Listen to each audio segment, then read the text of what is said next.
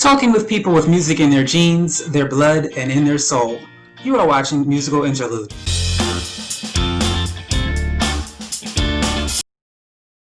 Are you ready for another episode of Musical Interlude? I sure hope you are.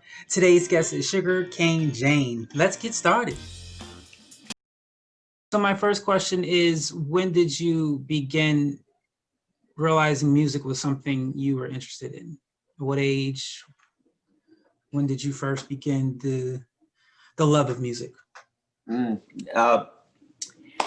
Let's see, probably about my daughter's age. She's 10 years old, and we were just talking about that this morning, how we were wondering if any of them, because we're musicians, would they be following our footsteps, and we're kind of hoping they don't. It's not the easiest road to take. But by the time I was 10 years old, I always had a guitar in my hands. I would go to sleep, just laying in my bed and playing my guitar, and wake up in the morning and thankful that I didn't drop my guitar on the floor in the night. And I was just obsessed with it. So, I'm 63 now, so that's been a long time. I've put a lot of time into it. I think anything you do, you might want to get on it early if you want to get advanced with it, because there's, especially these days with there's so much information. I think that a person's attention span can just be chopped up into a lot of different directions. What's your... Yeah, I was probably, maybe 5 or so. I kind of had a love affair with just music in general, melodies, and I sang a lot in my rooms, playing, records and stuff like that, and kind of enjoyed just my own little world. And then I started playing piano about that same age. So, I got involved in just different little instruments here and there, but, melodies and harmonies always were my thing. So just fell in love with music at a very early age. So as you said earlier, it's a very hard road. So what was the thing that said, I'm going to do this, I'm going to just go do this, no matter how hard it is, no matter how difficult it is?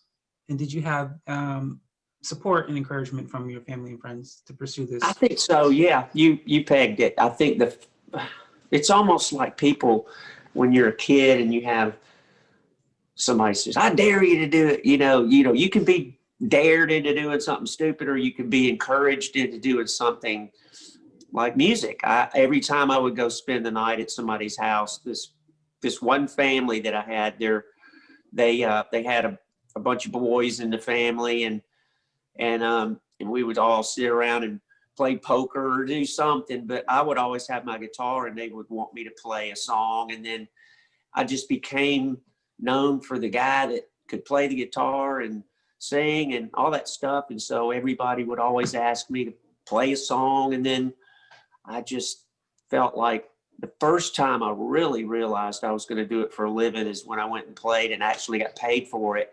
And at a young age, when somebody pays you, now this would be back in 1975 or maybe 76, something like that. And me and this other guy that we were playing music together, we went and played a little party for somebody, and they handed us a bunch of cash, and I'll never forget, we got in the car. We didn't know how much it was. It's the first time anybody ever handed me any money. And we were just riding down the road, and I think I was driving and he was over there just counting it out. And I was like, oh my God, and it just like, man, this is easy. I love it. And so, I had worked jobs where you get paid by the hour, and that ain't much. You worked jobs? Yes, I did. I did. I worked at a restaurant. For how long? About a day or two. But I think I spilt something on a customer. I was a waiter when I was about 17 for 2 days. Seriously, I just was not good at it, because I can't really handle anybody being kind of just abrupt and mean to me too much. So I like, this is not good. But the stage and the music kind of gave me a little space from the ridicule. You just play your songs and hide inside a song. And that's when I said, hey, I like this place. And so I just kept going with it. Yeah, my folks, they really wanted me to get a college degree. You know, I think they said that you get your college degree first, and then you can do whatever you want to do. And so that's what I did. I got my degree, and then I moved to Nashville after that. And that way I had something to fall back on if it didn't work. And I've been doing it ever since. So just love it so much. How did the two of you meet? Why don't you We answer met that? we met in a She recording just chased me studio. around. I finally gave in. You know what I mean? It's just like, We were both living in Nashville at the time, and I was managing a analog recording studio there. And Anthony came in to record some songs and fell in love with his music. And then we just began a friendship that lasted probably about a decade before we got together. And then, our lives kind of opened up, and we were able to get together. And then we actually had family that lived 8 miles from each other in Alabama. So we moved back to Alabama at that point to just be close to family. and I'm just irresistible. So she just kept, nah. Can you each give at least the first step you took to get into the business? First step. Well, that party was good to me.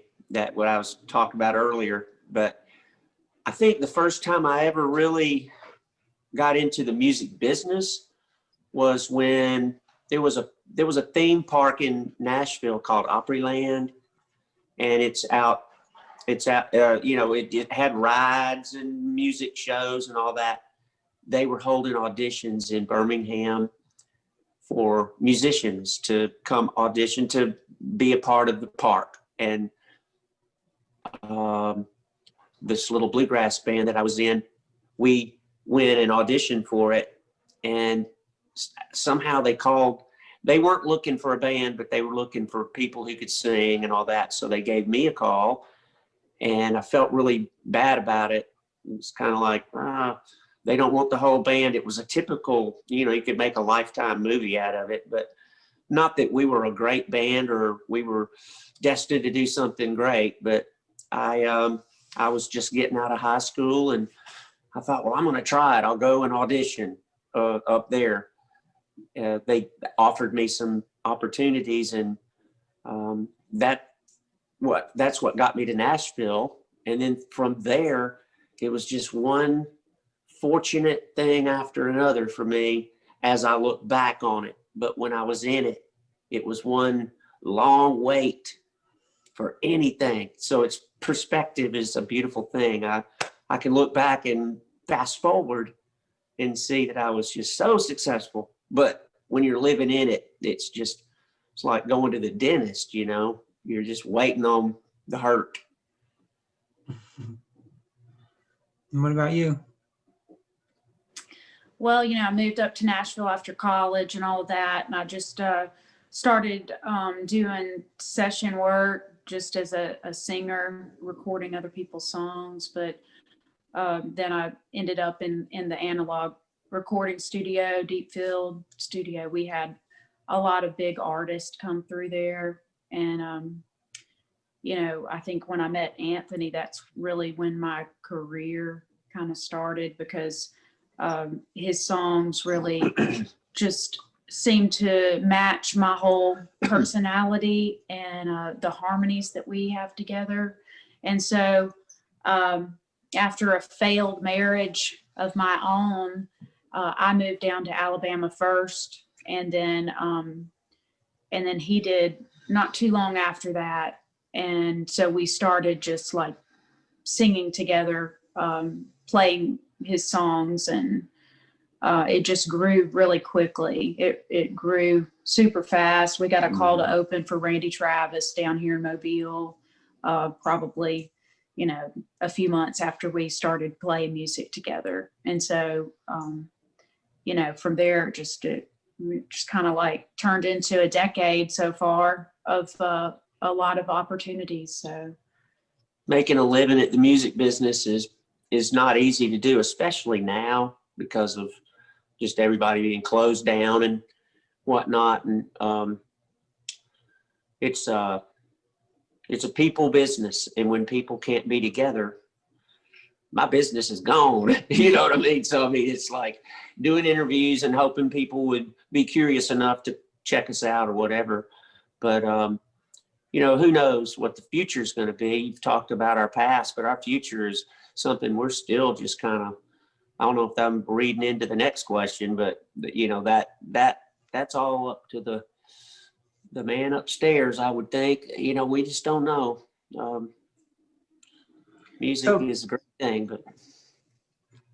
Talk about your song Answer of the Day. What inspired it? Let's see. Let's see what inspired it.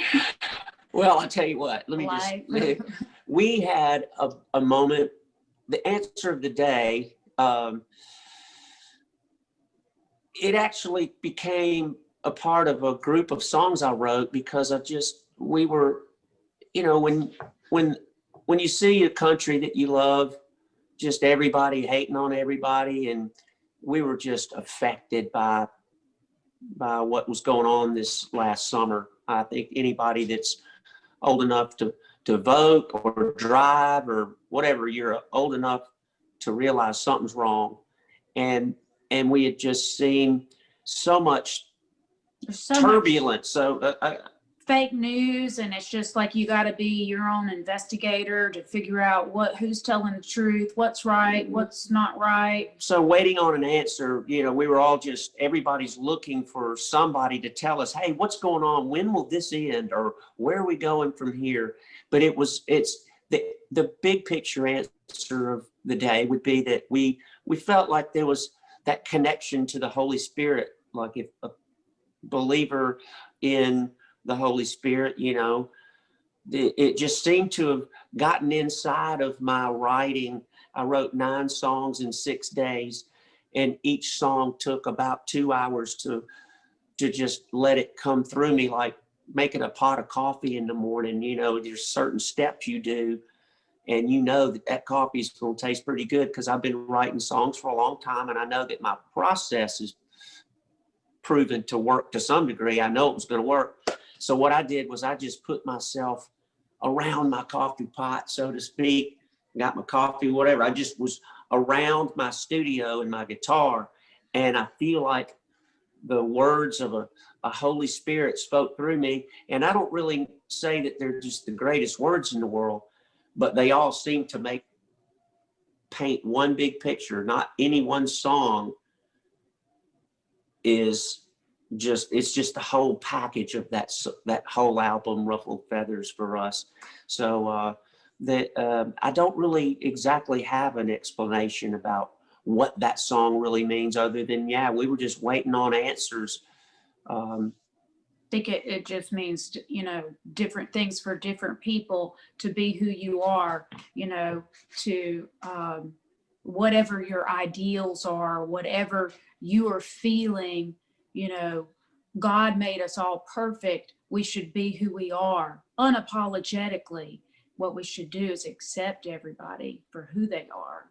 So that's how we feel. But we get a lot of flack for it because, you know, I think that people are just in the mood to do that. And, you know, we are too, you know, we're guilty of it too. I think it's just a confusing year. We're looking forward to just even what we're going through now. It's just everything is just so upside down. Well, since March, you know, I think you just really, everybody's on edge, and everybody is, when you lock everybody down. And we've got 3 kids, a 10-year-old, 8-year-old, 5-year-old. You talk about. You throw that in the mix. Throw that in there. That's anything can happen.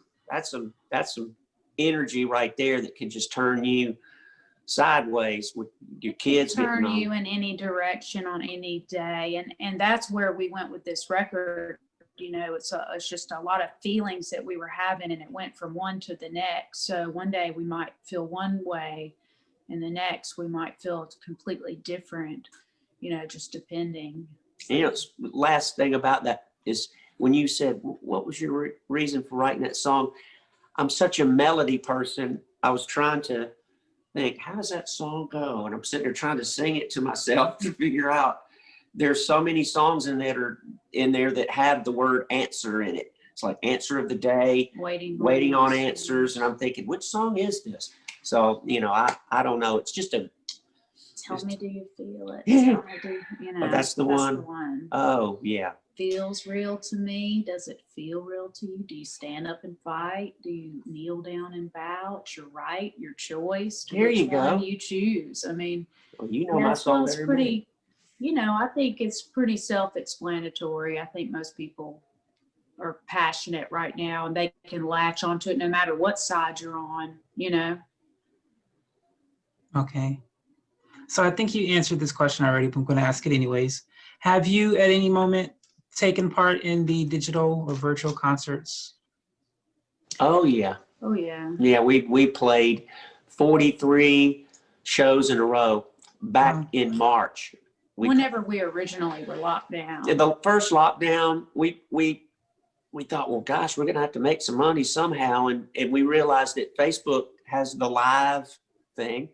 So we went on Facebook Live. We have about 13,000 followers on Facebook. And we thought, well, let's just go and see if we can reach them. And so we were scheduled for a tour. We had a tour book. We actually were coming to New York and just all along the East Coast. And we were scheduled for that tour in April of this year. So when that fell through, we came up with the Hibernation Tour. So the Hibernation Tour was, you know, what we did live from our studio. Yeah, and we actually found out that when you have a family like we do, the expenses of traveling are tremendous. You know, you just have a babysitter that costs you $250 a day. You got a hotel room that costs you about $100 and whatever a day, food, gas, you know, band members or whatever. You got to be making some serious bank. So we would come out to my studio, which got hit by a hurricane. If you really look at all that's happened this year, and then we have a hurricane, you know, we live in the South and it's just hurricane kind of place. But with all that's happened this year, and also we had a leak in our shower in our master bedroom that we didn't know. And she got out of the shower one day and her foot goes through the floor. So it's like, oh, we've got troubles. We've had the most incredible year of 2020, just one thing after another. But when we got out to play our music in the studio, doing our little hibernation tour, we would go out there every night at 9:30 and we would drink a couple of beers and play some music and try to make it like we were playing live for people. And the difference was that we were looking at a little number up there on the screen that shows how many people are watching us instead of looking at people and listening to them clap or whatever. You know, it was different.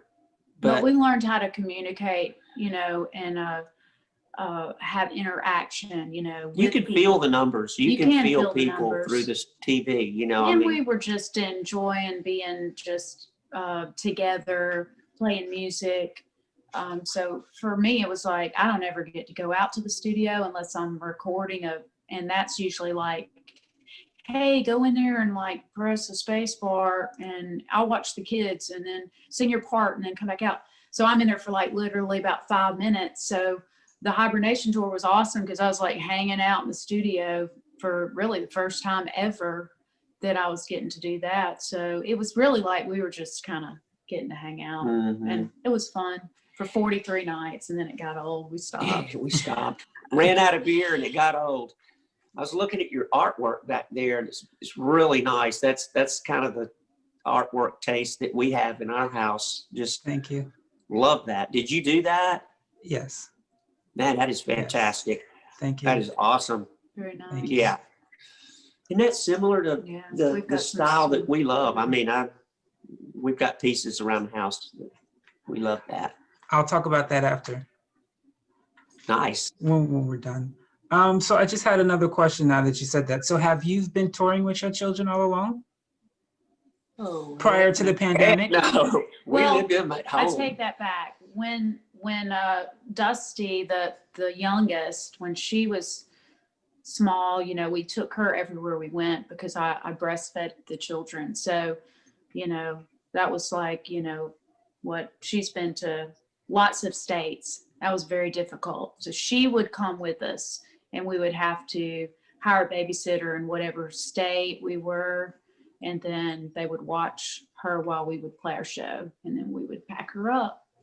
And it was really, really not a safe thing to do either. I mean, it's just, I look back at it, there was some company that you can sign up for, and it's some kind of network of people who are bonded and whatever, and you can call and find out who is the best babysitter person for our needs or whatever in this town, and and that one company would have people in that town. So we found people to do it, but as I look back at it now, I would never do that again. I mean, it was just crazy, but we had to make a living, so that's one reason why I would not encourage my kids to go in music. I would, if they found the love for it like we had it, I would encourage them all the way, but I'm not pushing it on them because it's just it's kind of a unsure, like after every show, you're back to being unemployed. It's just a constant. That, and it's just not like the easiest way of life for someone who's planning on having a family. I mean, if you have kids, it's pretty tough. I mean, if we were just like running solo, I mean, it'd be fun and we could just go wherever we wanted to. We had about a year of that, and then that was it. And we didn't even go anywhere. We just like stayed at home. So yeah. And was it by plane, bus, or both? Traveling, touring? How did we travel? Yeah. Oh gosh, we just got in a car. For us, no, we're just a duo. We're just a duo, so most of the time. And when we went out with the band, everybody just drove their own car. Boy, I tell you what, I've traveled on buses and tour buses, airplanes, private jets and all that stuff for rock stars that I work for. But they're so expensive. I mean, a bus, gosh, would cost you $750 a day probably to just rent a bus. You got to really be making some successful moves to do that. So we just hopped in our Ford, whatever that thing is, a Ford Flex, and we would just truck it on down the road, and it's very comfortable to just be together, and it's just like getting away. It was our, because like I said, we have those 3 kids and they're a load. We love them so much, but to be able to go and get in the car and say, God, well, we've got to be in Athens, Georgia tonight, was, we would go do it. And just riding down the road, it's peaceful. Yeah, it's kind of our way to just, when you have kids, you have to find time for each other. And that was like impossible to do. So that's why we were like, we would play out of town. We'd like book a little mini tour. We wouldn't usually stay gone for too long. We had a couple of week or 2 week long tours, but not too many, we stay around the Southeast, but it was just enough for us to get away and, get a connection together, and then like mentally prepare for coming back for these 3 little kids. Nice. Thanks for sharing that. I've always dreamed of being in the music business, but I've always wanted to do session work only because if I travel, I want it to be like 2, 3, 4, 5 days where I'm resting. I don't really care for the time zone. Today you're in this time zone, tomorrow you're in another. And I don't think many people who see the musicians on television, MTV, BET, they go, oh, that's what I want to do. I don't think they really see the behind the scenes and how let me tell you hard something. It is. Well, that's right. Mm-hmm. You can bottle up the look of it, but I was thinking a long time ago, if you could bottle the smell of it, people wouldn't do it. I mean, Right. it looks better than it smells, and that's a joke, but it's just like, what's the music business really like? And you are correct. I mean, I tell you what, when I was touring with Neil Young, he's a big rock star, he's got all the jets and the this, that, and the other. And we'd wake up in a different country, you know, and it's like, you talk about your body clock getting turned every which way. Physically, it's hard on you to travel. But there are things about it that enrich your soul, and just your imagination is constantly being fed like a miracle grow of something that now, as I look back on all the traveling that I've been blessed to have as my past, it has pacified something in me that as a young person starting out playing that first gig where they handed us the cash, I had so many big dreams and just wanted to know what was around the next corner. And now I kind of know what's around the next corner is what was around the last corner is just perception. So I find that nowadays, being stuck at home, you have to really force yourself to look at who you are and be happy with that. And if you're not, then change yourself. That's why we have another song on that album called I'm Gonna Grow Me a New Mind. And that's one that I'm really proud of, because I really meant it. You know, I thought, you know, God, the world is really changing right before our eyes. And, you know, and I think things that we have taken for granted are possibly going to be gone. And as it turns out, sure enough, it is. And so that song, I'm Going to Grow Me a New Mind, has all to do with being able to get in touch with your inner self, travel within yourself, and understand who you are is just as intriguing as getting in your car and traveling down the interstate and doing this, that, and the other. And like you say, time zones and people and, you know, just whatever. I don't know. I'm a rambler talker. So you got to just say, okay, that's it. All right, so I'm going to ask you your last question. And many people can't pick one, so you're allowed more than one. If you can collaborate with anyone, whether they be dead or whether they be alive, who would it be and why?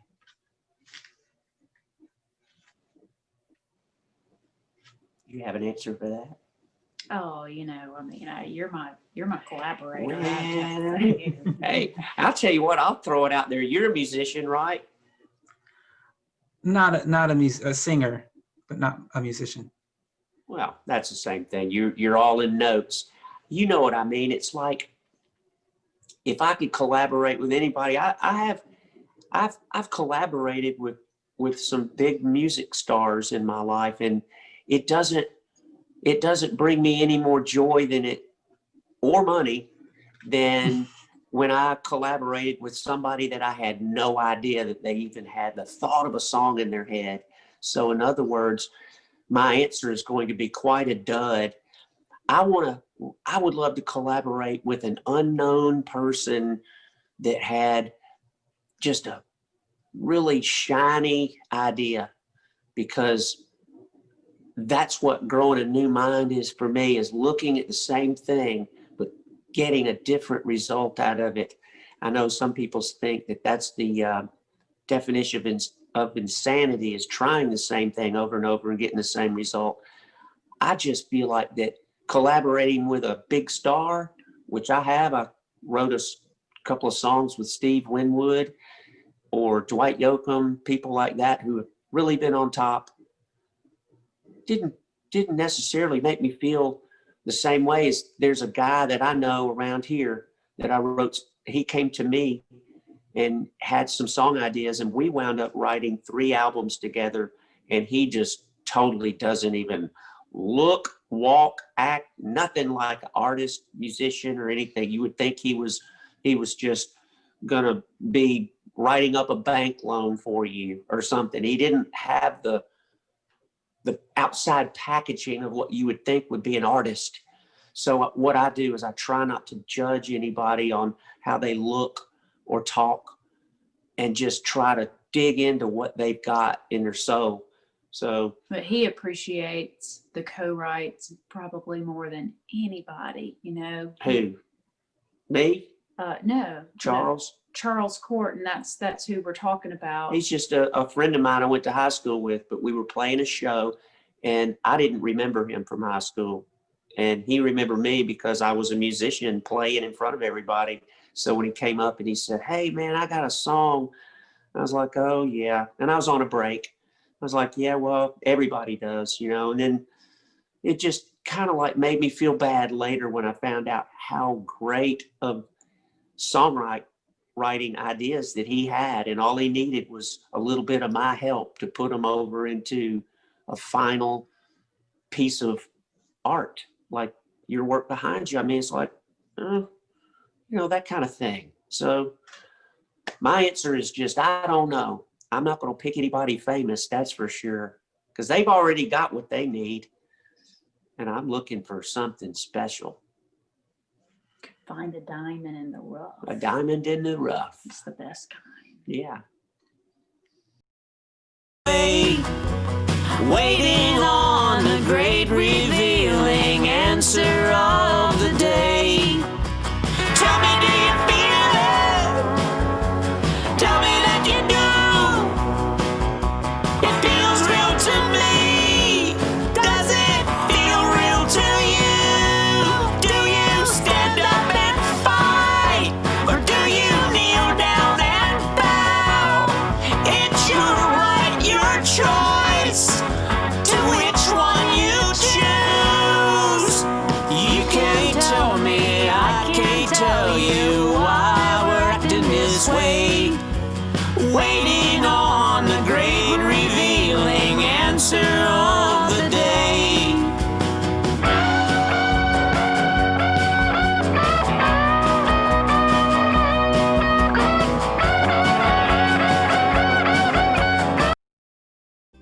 Well, let's thank Sugarcane Jane for taking the time for the journey. Thank you, Sugarcane Jane.